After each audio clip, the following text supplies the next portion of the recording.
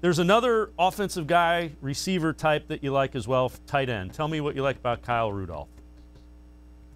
Yeah, Kyle Rudolph here. He'd be a much different landing than Marvin Jones. If Marvin Jones joined the Browns, I'd expect an impact, right? You expect him to be the number two B type receiver for this team and really give them a three wide that you would impress with. Kyle Rudolph could fill a void here that could become open depending on what happens with David Njoku. Now, we could go a whole segment on what's going on with Njoku, but the skinny really is he clearly just isn't that happy here in Cleveland. He's a team player and dedicates himself to the field and his locker room when he's out there, and he made the best of this season, making huge strides as a blocker at the point of attack, using that just specimen-like frame and body of his as his athletic ability to win at the line of scrimmage.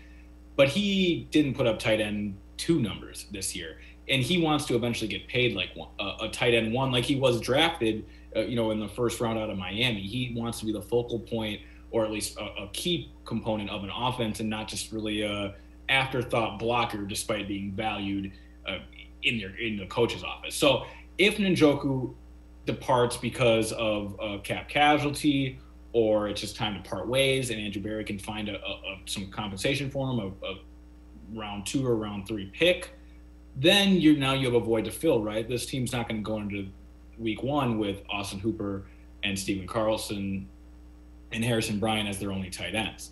And finding ready-made tight ends who can block like David Njoku in the draft are rare, just because they're younger kids still need to grow into their frame. Harrison Bryant still is built more like a slot receiver than a traditional tight end. I think he'll get there, but my point is you need some grown man strength there, right? Kyle Rudolph, 32 years old, played his whole career with Kevin Stefanski until Kevin Stefanski came to Cleveland, of course. In 2019, Kyle caught almost 400 receiving yards, 6 touchdowns. He was down a little bit this year, which leads to Minnesota cutting him. He's been on the record and reported by Mary Kay Cabot that he's interested in reuniting with Kevin Stefanski. So I think there's a lot of signs that point to success. I wouldn't expect a renaissance or return to his 20s type season, but Kyle Rudolph can fill that void that David Njoku may leave and be a quality 2 or 3 tight end while already having familiarity with Kevin Stefanski's offense.